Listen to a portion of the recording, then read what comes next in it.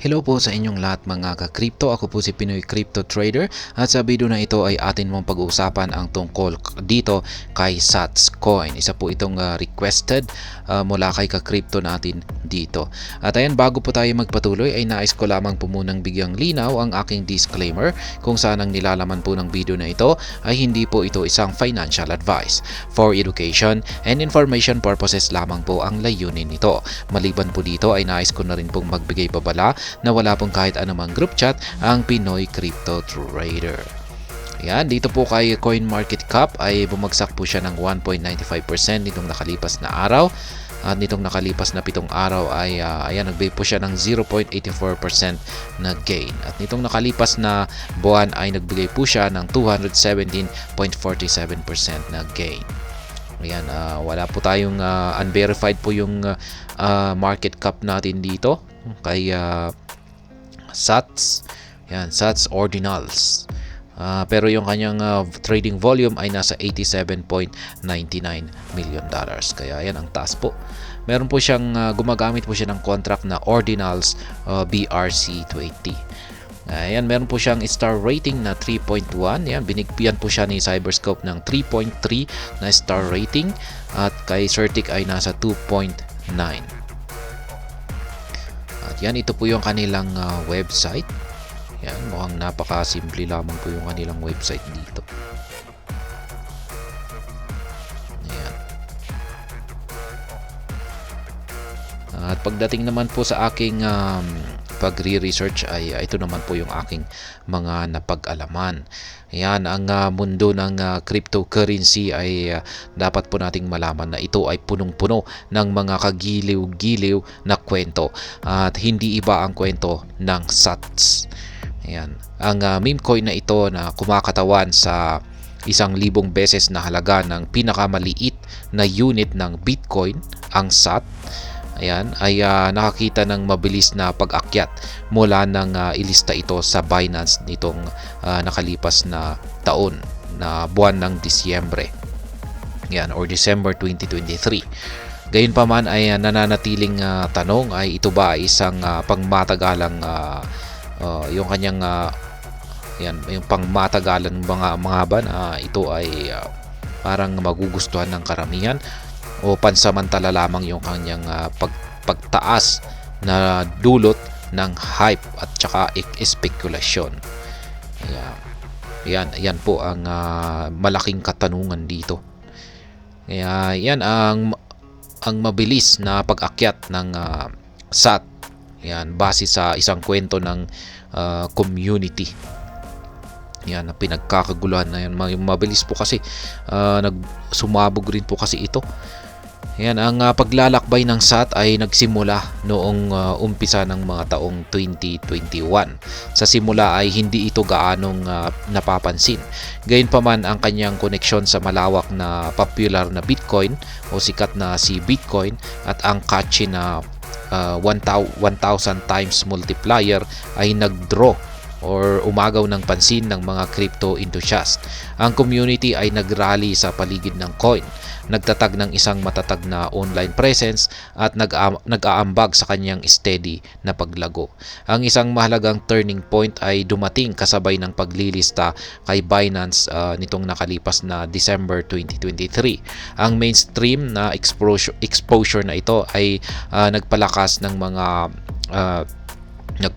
apoy. Yan, ng hype.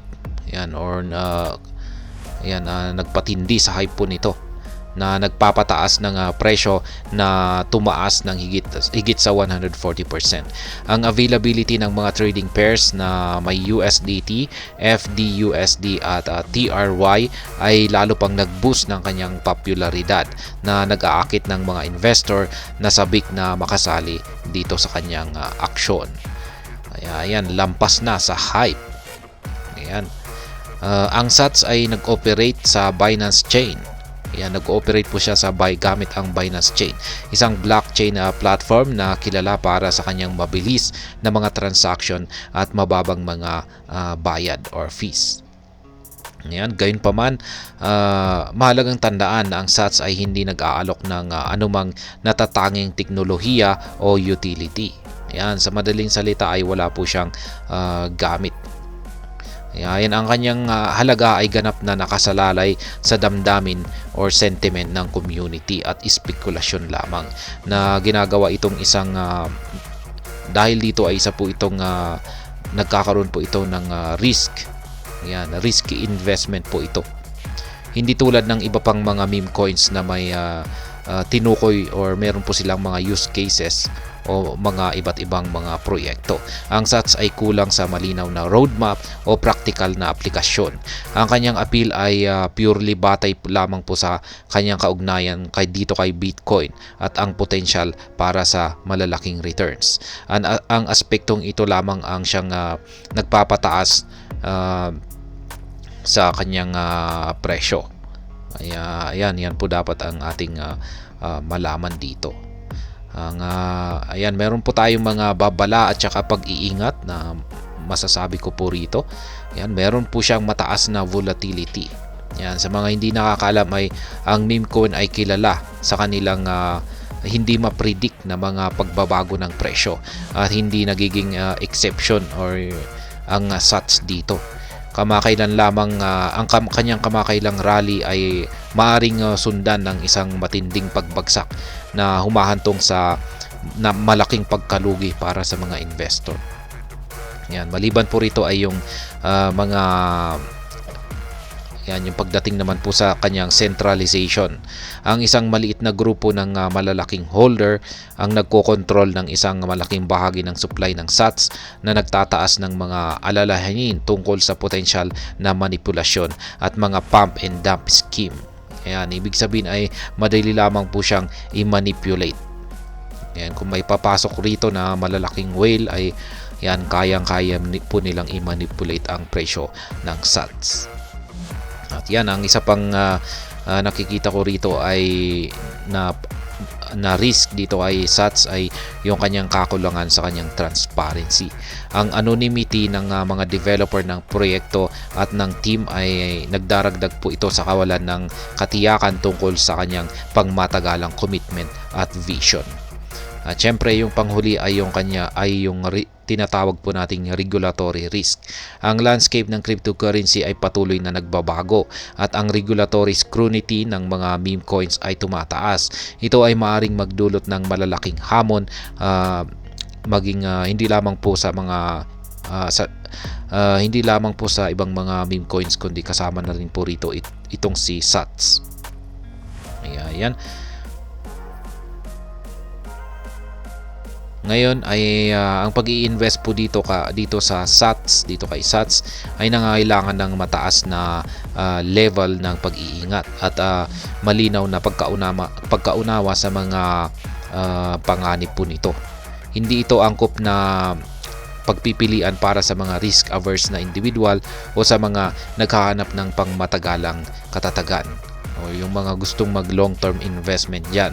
Gayunpaman para sa mga veteranong investor na may mataas na tolerance para sa volatility at handang sumugal, ang SATS ay maaring magbigay ng isang oportunidad para sa malalaking return. Kaya ayan, kung handa kang kung okay lang naman sa'yo na mawala yung iyong pondo ay ayan, okay. Yung kung tanggap mo kung ito ay mawawala, ayan ay pwede naman po kasi may potential naman po siya na magbigay ng malaking return, pero may potential na rin po siya na mawala yung iyong pondo rito. Ayan, ang SATS ay patuloy pa rin na nag-unfold ng mga hindi tiyak na landas sa hinaharap. Ang sentiment ng community at ang kamakailang paglilista sa Binance ay walang alinlangan na nagpalakas ng kanyang paglago. Ngunit hindi maaring baliwalain ang kakulangan ng kanyang underlying utilities at mga inherent risk na nauugnay sa meme coins. Kaya yan, bago mag-invest dito kay SATS ay mahalagang magsagawa ng masusing pananaliksik at maunawaan ang mga panganib o risk na kasangkot at mag-invest lamang kung ano ang kayang mawala. Kaya yan, tandaan, ang mundo ng cryptocurrency ay puno ng mga kagiliw-giliw na kwento, ngunit hindi lahat ng mga ito ay may masasayang wakas. At ayan, hanggang dito na lamang po tayo sa video na ito mga ka-crypto. Sana po ay inyong nagustuhan ang aking paliwanag dito. Kung inyo po itong nagustuhan ay pakiclick lamang po ang like button nito. Para naman po sa mga bago lamang dito, kayo po ay aking inaanyayahan para mag-subscribe. Pakiclick na rin po ang bell icon nito dahil ito po ang siyang magsisilbing notification nito sa mga bago kong videos na akin pong ina-upload sa aking YouTube channel na ito. Marami pong salamat sa panonood. Ingat po tayo lagi at God bless po sa ating lahat.